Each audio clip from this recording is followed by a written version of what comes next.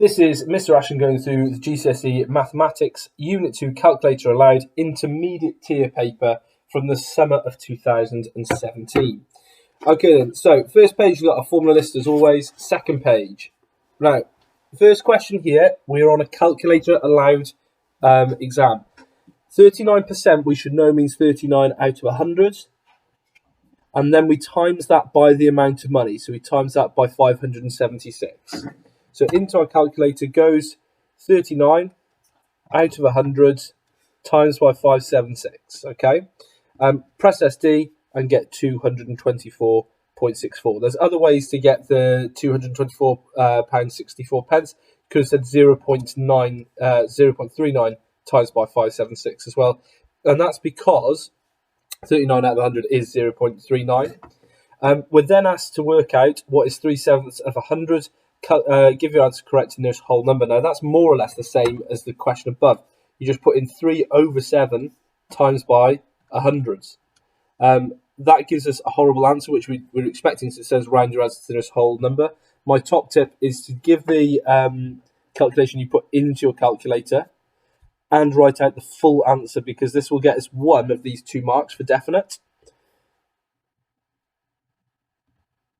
And then they've asked us to round it to the nearest whole number, so that would be 43 to the nearest whole number, okay? Now, this question here, be very careful with that. People get this wrong all the time. How many quarters are there in 10? So basically counting quarters until you get to 10. So 1 quarter, 2 quarters, 3 quarters, 1 whole. 1 1/4, 2 quarters, and so on. Basically, what you need to do is know that as a fraction or as a decimal, and you want to know how many of those fit into 10. So we want to do 10 divided by a quarter or 10 divided by 0.25. They are both exactly the same thing. It might be slightly easier to put it in as a decimal, I suppose, into my calculator, but it doesn't really matter. I'll put it in as a fraction. So 10 divided by a quarter is 40. Okay, when you're dividing by a fraction, you are timesing by its reciprocal. Okay, so it's the same as doing 10 times by 4/1, which is 40. Which fraction is equivalent to 50% of a sixth? Well, your fractions, decimals, and percentages. A half is the same as 50% of a sixth. We're just doing a half times by a sixth, which is 1/12. Okay, if you put that into your calculator, it'll also tell you 1/12. And then it says circle the fraction that is a recurring decimal. So I can put all of these into my calculator. So I've got 21/35. That terminates. It hasn't got a dot on the end. We've then got 10/12. That has got 3's repeatedly. If I press that again, I would have expected to see a dot on the top. You may have it on your calculator, but that has 3's repeatedly. So that is a recurring decimal. Okay. If I do all the rest with 17/68 and so on, we get quarter, 15/24. Oh, 15, not 45. We get 0.625 and 51/170. We get 0.3, so it's only that one that recurs, okay? Okay, next page. It says, circle either true or false for the following statements. A triangle with one angle equal to 70 could be an equilateral triangle. That's definitely false. We know that an equilateral triangle, this word here tells me that all the angles must be 60. Okay, so it definitely cannot have 70. And a triangle with one angle equal to 70 could be an isosceles triangle. Let's just draw that here. If I had an angle of 70 there, I'd have another angle of 70 there, and that would leave me with 40 up there. Yep, that's true. That could be an isosceles triangle. A triangle with one angle equal to 70 could be a right angle triangle. Let's draw a right angle triangle. Because it's right angled, that tells us one of the angles must be 90. So could that be 70? Yes, because that would make that 20. That's also true. An isosceles triangle could have one of its angles as 105. Now, if I draw the same type of isosceles triangle as there, and I write in 105 there, if I wrote 105 in there, I would get more than 180, so it doesn't work in that case. However, if I drew a really bad isosceles triangle, let's say it's this one, could I have 105 up here and have these 2 angles the same? But if I took away that from 180, I would have definitely something left, and I would split it between these 2, so it would work in this case. So not in this case, but it would in this case. So an isosceles triangle could have one of its angles. Yes, one of its angles could be 105. And then a right angle triangle could have one of its angles equal to 105. Well, going back to this and it has 90 there. Add 105 takes it above 180, so that's false. That couldn't happen. Okay. Number 3, it says the largest prime number is a factor of 28 is multiplied by the smallest prime number that is a factor of 15. Okay, the first thing I'm going to do is write out the prime numbers. So the prime numbers have only 2 factors, including 1 in itself. Okay, 1 is not a prime number because it only has 1 factor, which is 1, which is itself. It has to have 2 factors. 2, 3, 5, 7, 11, 13, 17, 19, 23, and 29 all fit the bill. That's the first 10 prime numbers. You saw how quickly I rattled those off. I'd recommend learning those to help you with anything where it asks about prime numbers. These 10 should get you through. The largest prime number is a factor of 28. So let's see what numbers here are factors of 28.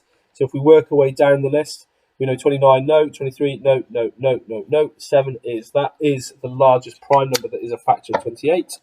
And then the smallest prime number that is a factor of 15. So let's come down this way. 2 doesn't go in 15. 3 does. 5 does as well, but the smallest one would be 3. So then I have to multiply those together. 3 multiplied by 7 gives me 21. Okay, then over the page it says, using the number machine, calculate the input when the output is 36. Okay, so 36 has come here. I need to work backwards through that. So to work backwards, instead of multiplying by 3, I need to divide that by 3. And instead of adding 7, I need to take away 7. And that will tell me what the input was. So 36 divided by 3 gives me 12. And then 12 take away 7 gives me 5. So let's just check it. 5 add 7 is 12. 12 times 3 is 36. Yes, that would work. Find that the output when the input is n. So n goes in, then we add 7. Okay, so we have n add 7. We then multiply by 3, but that will only get me one of the 2 marks.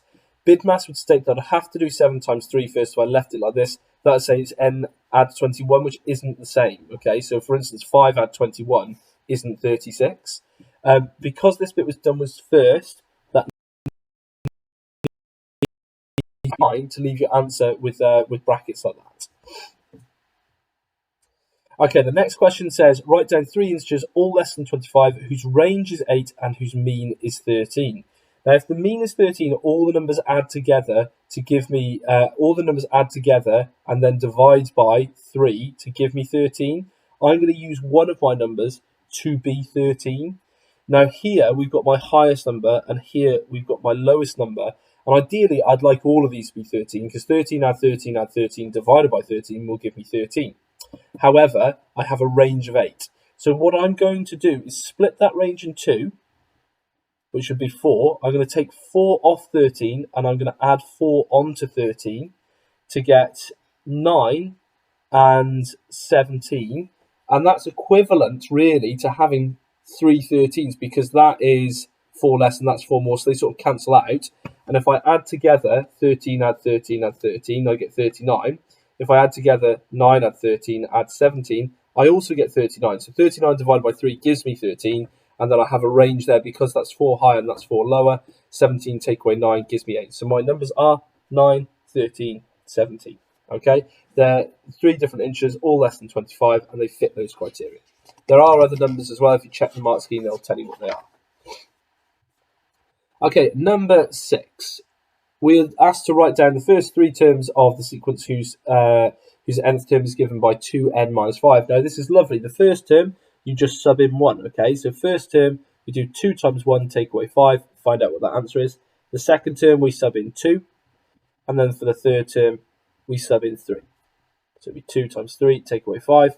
Now you've got your calculator for all of this. You can literally just chuck that into your calculator. So 2 brackets 1, take away 5, tells me minus 3. 2 times 2, take away 5, tells me minus 1. And then 2 times 3, take away 5, tells me 1. Okay, you can work them out without that, but we know all those correct. They've gone into the calculator as they looked.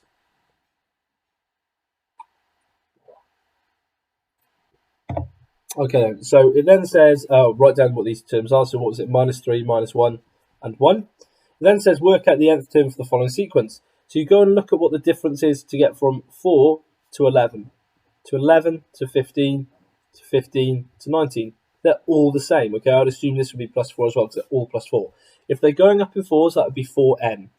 We then go and have a look to see what this number would be in front of the 7. This is the first term, second term, third term, fourth term. We're effectively going to find the 0th term. And then if I'm going up in 4s this way, I must be going down in 4s this way.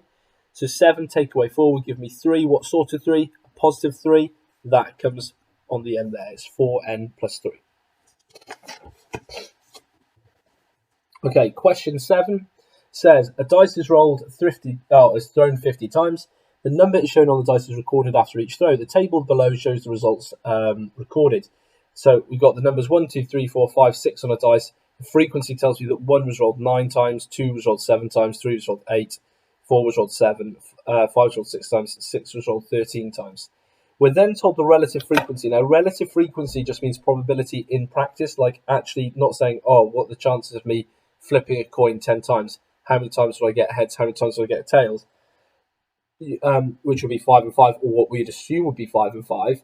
Doing the relative frequency is actually going and flipping that coin 10 times. So in this case, it's rolling a dice 50 times, actually doing it in real life.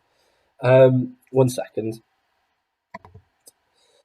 So from here, it says the relative frequency of throwing a 1 was calculated to be 9 out of 50. That's because there were 9 ones rolled out of the 50 times it was thrown. It then says what is the relative frequency of rolling a 6? So it would be 13 out of 50. Okay, now as a equals SD at 0.26. It then says the number 4 was thrown 7 times in the first 50 throws. Using this fact, calculate how many times you expect the 4 to be thrown when it's rolled 3,000 times. Well, if we know 50 times in this fact, we get the 7. How many times is it thrown? 7 times. 7, 50. Let's change that from times.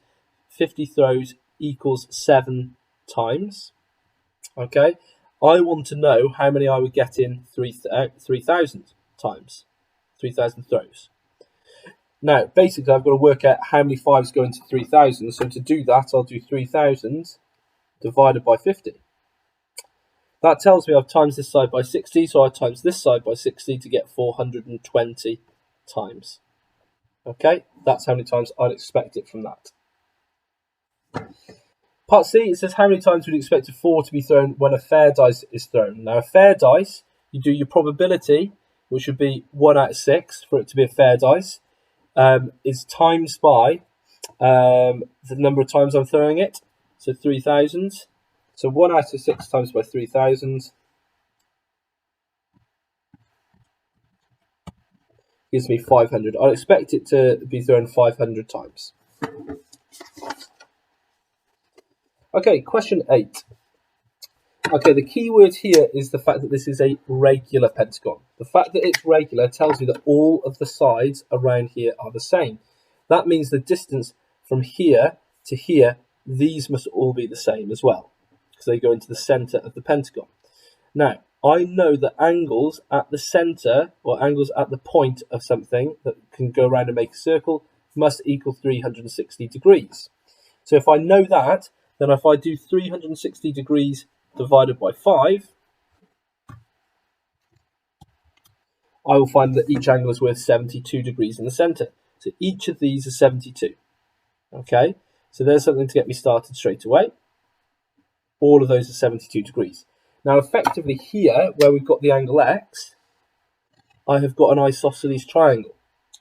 I know the angle at the center, so if I do angles in a triangle add to 180, take away the 72 degrees, I find out that the remaining angles would be 108. Now that's split equally between these two because these sides are the same, so this angle here would also be x. So then I want to do 108 divided by 2, which would be 54 degrees, and then I'm going to state finally x equals 54 degrees.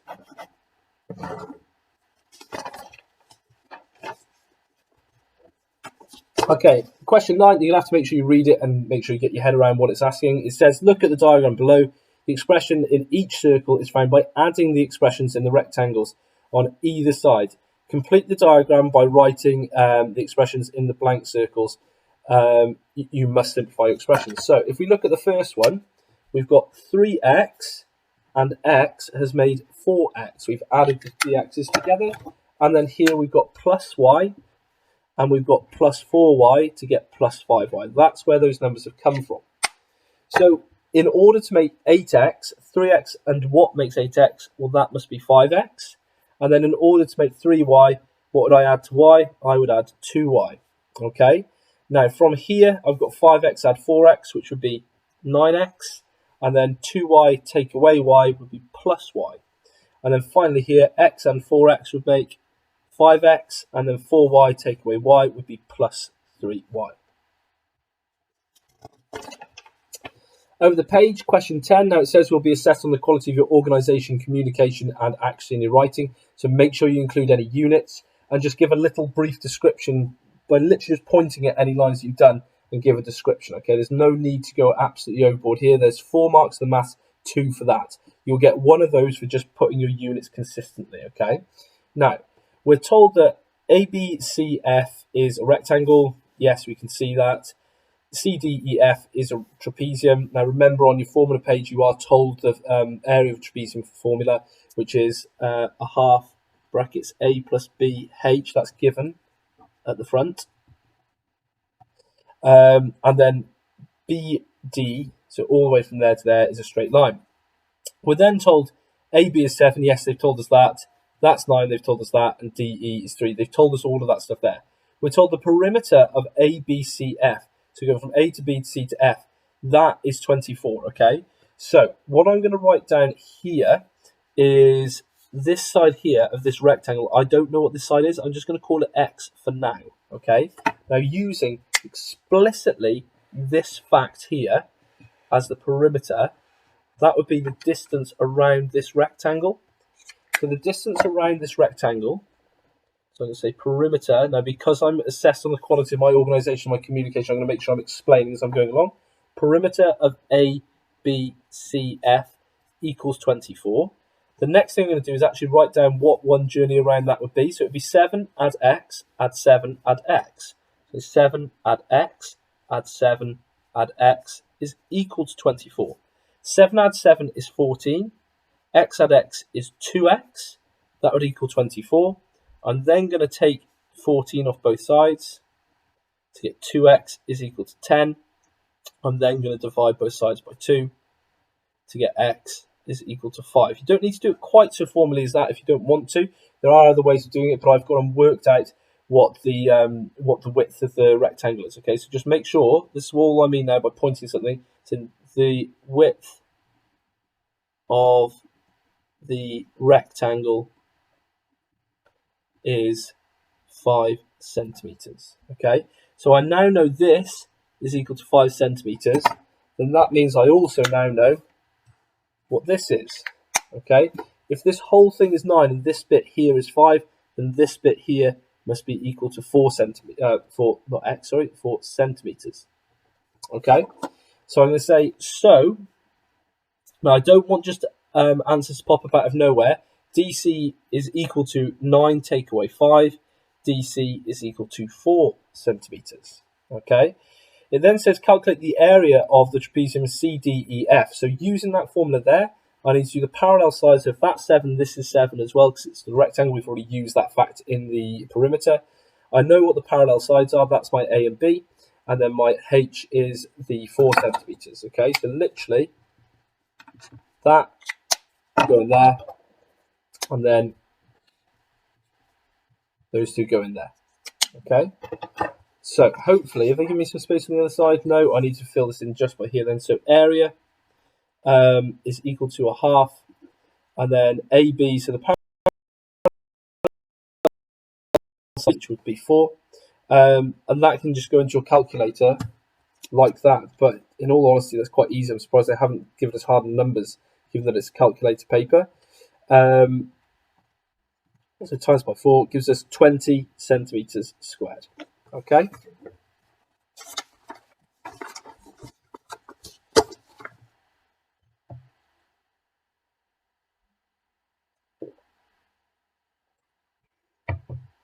Okay, next question. Literally, because this is a calculator paper, all that you have to do is write that into a calculator as it looks. So I press the square root button, 8.5. I haven't got a Q button. You may have on yours, but you can press the power button, 3. plus bracket 4.5 minus 0.76, close bracket, squared. Okay. Now, the first thing you need to do is write out the full answer that your calculator gives you, because you will get one of those 2 marks. It shows that you can substitute correctly into a calculator and then do what it says here. 3 significant figures, first, second, third. So it's 25.1 to 3 sig fig. Reciprocal means 1 over whatever that is. Okay, so what I need to do is do 1 divided by 0.075, 0.07. So 1 over minus 0.07 is equal to minus 14.28571429. Okay, so again, you write the whole thing to 1 decimal place. It's minus 14.3 to 1 dp. Okay. Equations coming up again show that this is not a right angle triangle. Now, I missed that nearly. It does say it in bold. I'm bad for doing that. You know these 3 angles here of a triangle must add up to 180. So if we do 5x minus 9 plus 3x minus 2 plus 2x minus 1, we know that should equal 180. Now, we'll probably have at least 1, if not 2 marks on that. I have seen that given 2 marks in the past. 5x add 3x add 2x would be 10x. Minus 9 take away 2 take away 1 would be minus 12 equals 180. So 10x, hang on. I've missed something here. That's plus 1. So that should be minus 10. Sorry. Okay, so that would be 10x equals 190. So x would be equal to 19 degrees. Okay, now what I haven't done is I haven't shown that this isn't a right angle triangle. So what I need to do now is substitute that value of x into each of those. So 5x, so 5 times 19, take away 9, work out what that is. 3x, 3 times 19, take away 2, find out what that is. And then 2x, so 2 times 19 plus 1, find out what that is. And none of them can be 90, or otherwise I have shown that it's a right angle triangle. So first of all, we've got 5 brackets 19, take away 9. Oh, close my brackets. And I've got a 45 there for some reason. It should be 5. I get 86, so it's close to 90, but it's not. Then we've got 3 times 19, take away 2. That's 55 degrees. And then we've got 2 times 19 plus 1, so 39 degrees. Now, if you add all those up, it should come to 90, but none are 90. None are 90 degrees, so not a right angle triangle. Okay. Over the page, number 13. Okay, trial improvement question. So you'll only get one of these in the calculator exam, most likely. They are quite time consuming. You start off by drawing a table. You make sure that your column in the middle is the biggest by a long shot. You start by saying x equals, I always write my equation here so I can see it nice and clearly, equals 0, and then I'm going to give it a comment. Okay, now things to look for in the question. Always have a look see to how many places. That's a lie. You always go 1 more decimal place than it says. So in this case, you'll go to 2 decimal places, but only once. And if it tells you it's between 3 and 4, make sure you sub in, or make sure you try 3 and 4, because you'll get a mark for subbing those numbers in. So 3 and 4 are going to go there. I'm literally going to change x to just open brackets and chuck in the number that I'm trying. So 3 is going to go there, okay? Now, when I put that into my calculator, I literally just write it in as I've written it there. So brackets 3 cubed minus 2 lots of 3 minus 45. Now, that's time consuming to begin with, but that's the only time I'll have to write it in fully. Not minus 45, sorry, minus 24. That's too small. I'm supposed to get 0. It's below 0, so it's too small. Okay, so now I'm going to try it with 4. So literally on my calculator, I use the replay button. Delete the 3, change it to a 4. Delete the 3, change it to a 4. Okay, that equals 11. Okay, now that answer is too big. Okay, it's above 0. I should have got 0. So one was under 0. It's minus 24. The other one was 11. It's too big. Now the most obvious place to go to next is bang in the middle of there, which is 3.5. So I put 3.5 in place of 4. So just use the replay button again, delete the 4, change it to 3.5, and I get a minus answer. I get minus 9.125. So that's too small still. So that means I must try a bigger number. Now, this is where people go wrong. You go in consecutive numbers now, consecutive 1 decimal places until we go too big again. So we're going to go 3.6, not 3.75 or anything like that. We just go in logical, what we call consecutive numbers, so counting the numbers straight after the other. So, for instance, 1, 2, 3, 4. If I went 7, I go 7, 8, 9, or I go 7, 6, 5, okay? So 3.6 is going in there now, 6, and a 6 go there. And it's just really important that you log all of this, because the whole time I'm logging everything that I've done. That's still too small, by the way. I'm showing the examiner I know exactly what I'm doing. So 3.7 I'm going to try now. 7 and 7 in both. Still a minus number. It's still too small.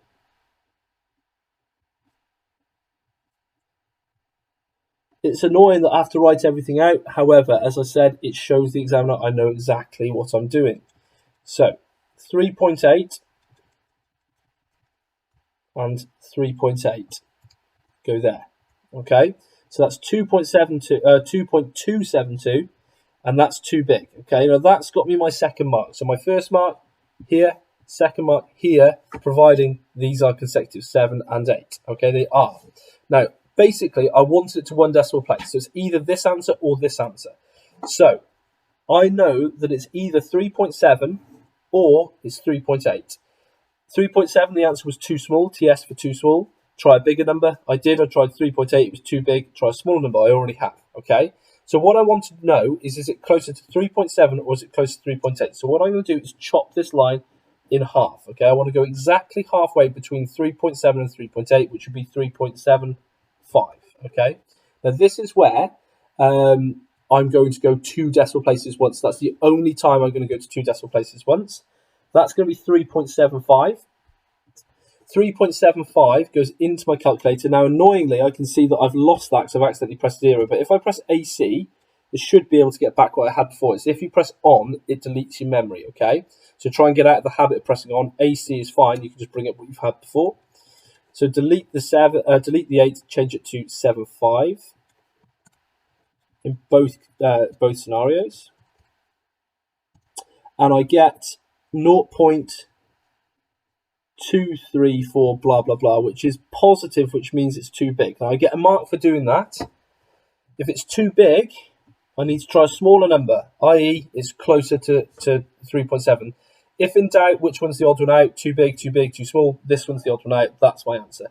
And to get the final mark to 1 decimal place, that is my answer to 1 decimal place. Okay. Now from here, that would be my 4th mark. Okay. Also, if we look at the answers, which one of those answers is closer to 0? Minus 1.747 or 2.272. Okay, that one's closer to 0 than that one is. Okay, but you have to show the 2 decimal places to get the 3rd and 4th mark. Question 14, it says, this is a right angle triangle, so straight away you should be thinking this is either a Pythagoras question or a trigonometry question. It's question 14, still a few pages to go. It's probably Pythagoras, it's come earlier, but check here. It says, go and work out what the length of MN is. We know what this one is, and we know what this one is. At the end of this question, we're going to know all 3 sides. This is a Pythagoras question. So you want to be using a squared plus b squared equals whatever your teacher says. I say h squared, h the hypotenuse, because the right angle is pointing at the hypotenuse. I'm given that. I'm going to rearrange that to be the hypotenuse squared. Take away a squared equals b squared.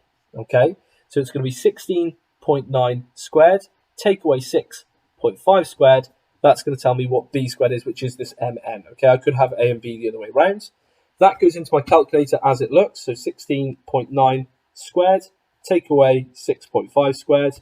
Press equals and get the answer 243.36 equals b squared. Now, I don't want to know what the square b is. I want to know what b is, so I do the inverse operation of that, which would be square rooting to get b. So if I square root that answer, I get 15.6 is equal to b. So centimetres is equal to b.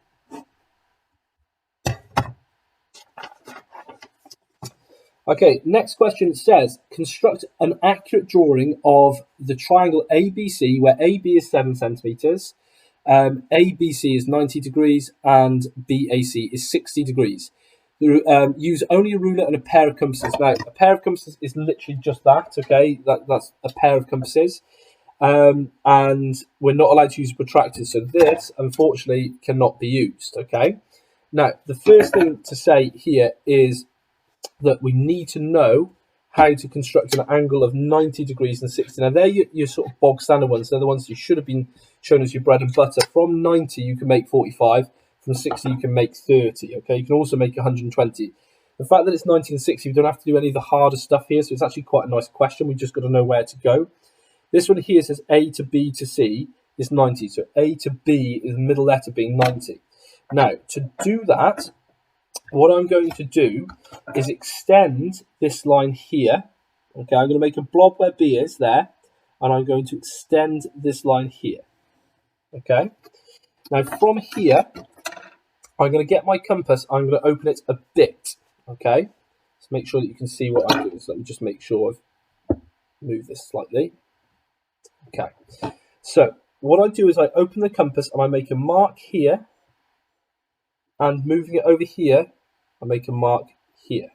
Okay, now what that's done is it's made sure that B is exactly in the middle of that line. Okay, I now come to where I made the marks. I'm going to put my compass point on each of the marks from the compass on the line. Okay, and what I'm going to do is open my compass to slightly more than where B is. I'm now going to draw a semicircle from 1 and leave my compass at exactly the same width over to the other points. I'm going to draw a semicircle from here. Okay, now from there, I'm going to line up my ruler with these two intersections here and here.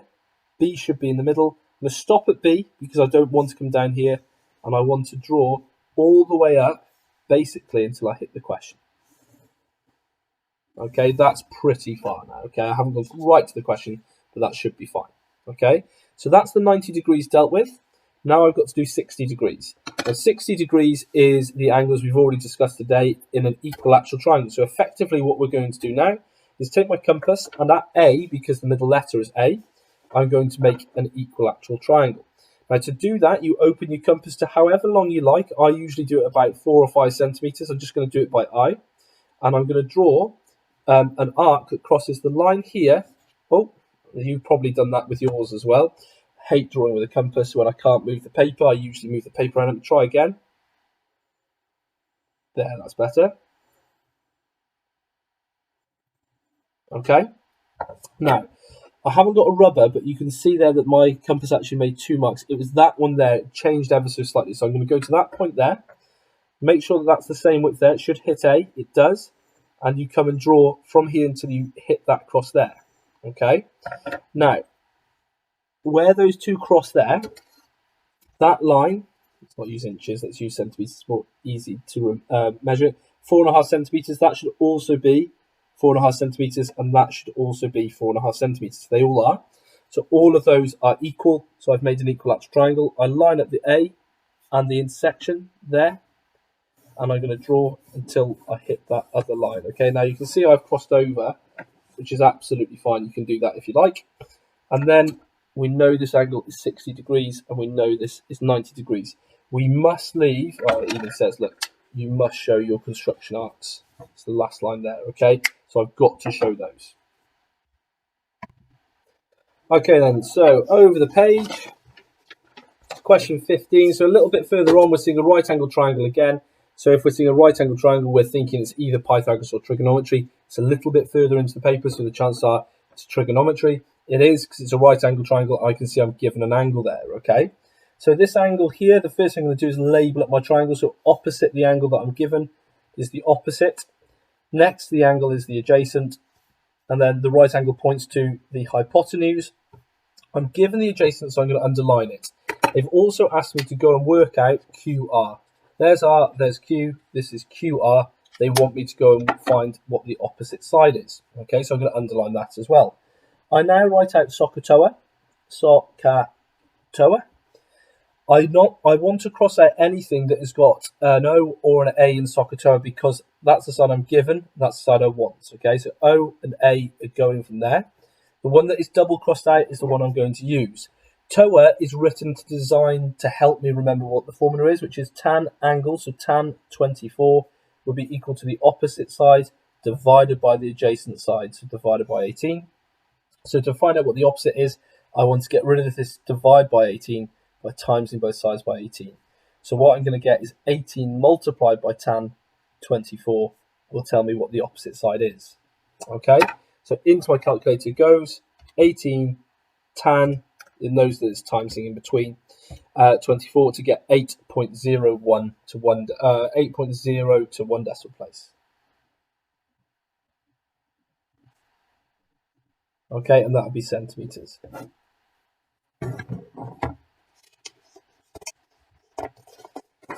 Okay, then over the page, we've got some probability trees. They're really mean, though, because they've given us 3 branches. Have a quick read through the question. I'll start answering it. Okay, then it says 100 boxes contain 10 balls. 45 of the boxes are labelled A. They contain 7 black balls, 3 white balls. 25 boxes are labelled B. The rest of them are labelled C. They each contain 8 and 2. They contain 4 and 6. Okay, in a game, the player chooses at random and then chooses a ball at random from another box. It then says complete the tree diagram, the choice of box. Now, there's only 3 sets of boxes, so we should know that all of the branches add up to 1.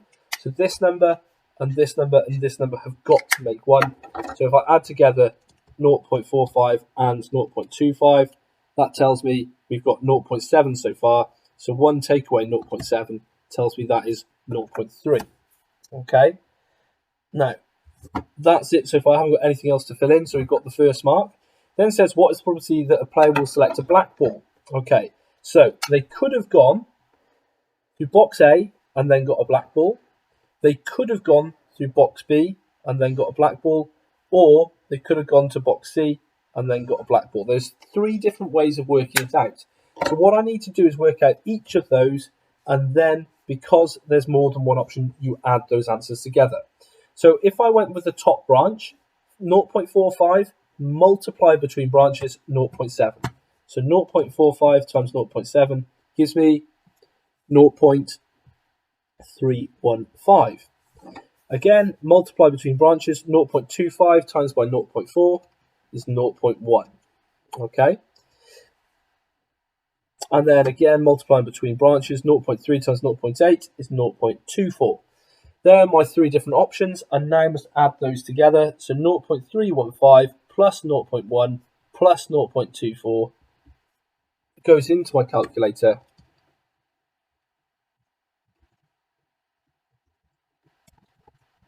To get 0.655.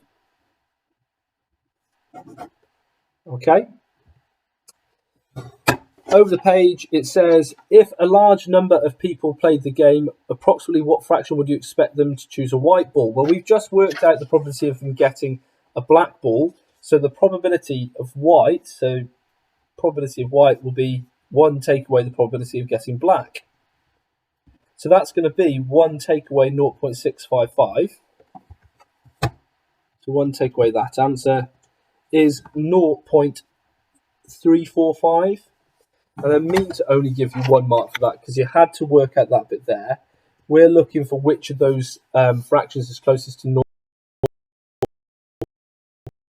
All of those as decimals. Now you should know some of these anyway. 1/10 is 0.1, 1/5 is 0.2, 1/4 is 0.25, a third is 0.3 recurring, and a half is 0.5. So which one of those is closest to 0.345? So for me, that.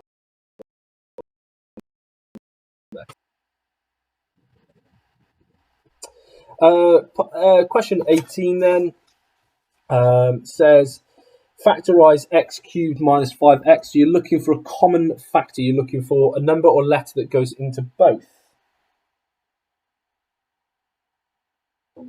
Now, from there, we're going to take out x because it goes into both, and then I divide x through each of these in my brackets. So x cubed divided by x is x squared, and then x times x squared would make x cubed, minus because it's a minus sign, and then 5 times x would make 5x, so that has to be 5.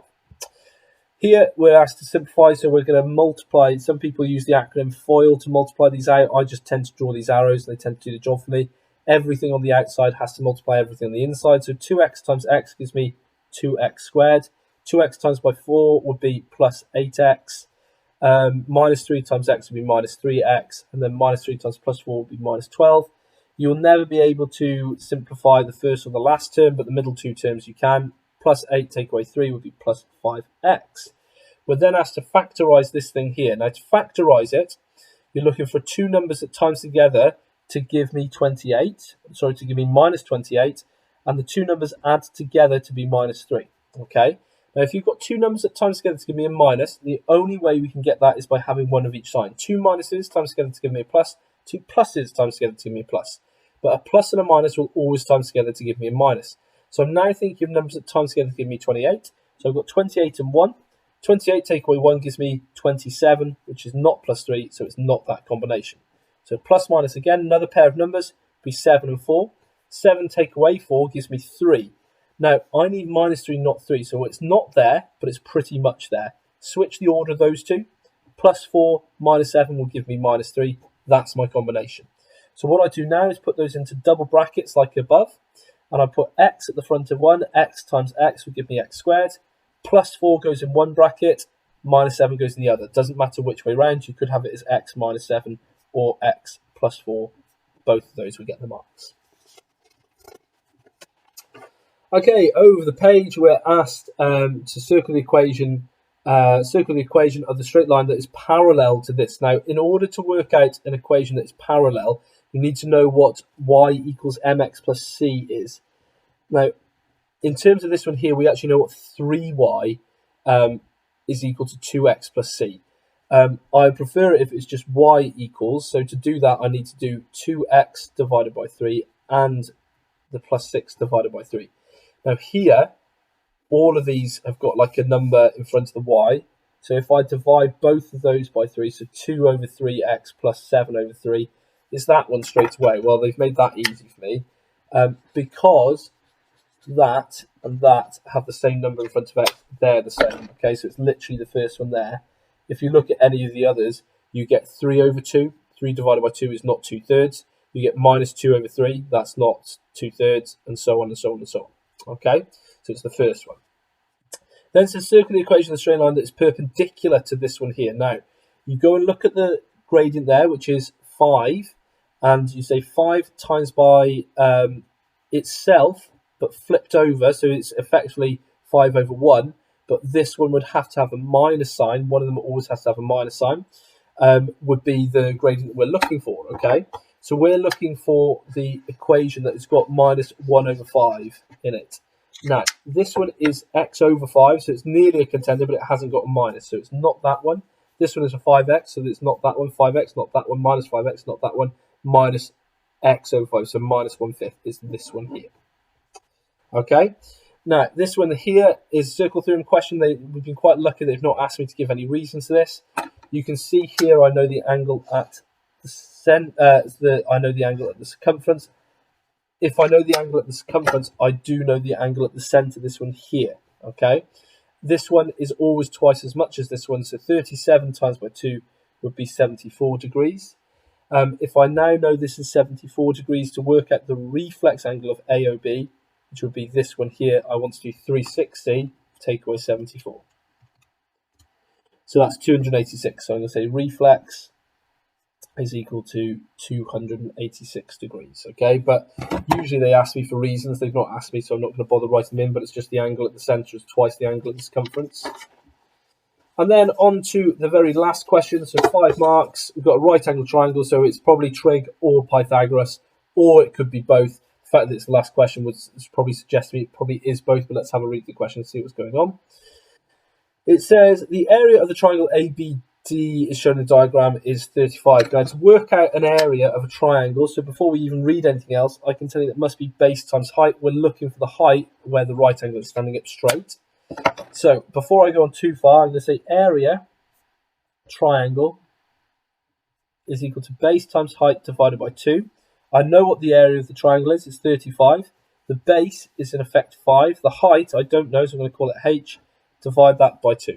Okay, now to get rid of a divide by 2, I'm going to times both sides by 2 to get 70 is equal to 5 times h, and then I'm going to divide both sides by 5 to find out that h must be equal to 70 divided by 5, which is 14. Okay, so 14 centimeters is equal to h. Okay, so before reading anything else, I've already been able to do something just by looking at the first sentence. My advice to you, if you're ever stuck, just try and have a look, go through the lines. They're telling you which order to tackle things in here. Then it says AD is 5. Yes, we've already used that. BC is 32. Yes. D is on the line AC and BD is perpendicular, and they've shown us that with the right angle. Okay. Then it says work out angle X. So here I've got another right angle triangle, and I know I want to find this angle here. This is the opposite to that angle. That 14 I've just worked out is adjacent to it, and this is the hypotenuse of this triangle. So again, I want to write out SOHCAHTOA for the second time in this paper. Because I know the adjacent and I know the hypotenuse, I'm going to underline them and cross them out from SOHCAHTOA. So I'm looking for a H or an A, or, well, either of those, okay? Look for the one that's double crossed out, K. That stands for cos of the angle. So cos X is equal to the adjacent side, so 14, divided by the hypotenuse side, so divided by 32. I don't want to know what cos X is. I want to know what just X is. So I take the inverse of cos, which is cos to the minus 1. And I do 14 divided by 32. So I press shift and cos to get inverse cos. 14 over 32 is equal to 64.1. So X is equal to 64.1 degrees, which is the last question in this paper. If you are onto the higher tier paper, please go back to it now. I always go through the end of an intermediate paper. Is also the last is the first bit of the higher paper. If the video was useful, please subscribe and you'll get access to any more videos as and when I release them. Thank you very much for watching.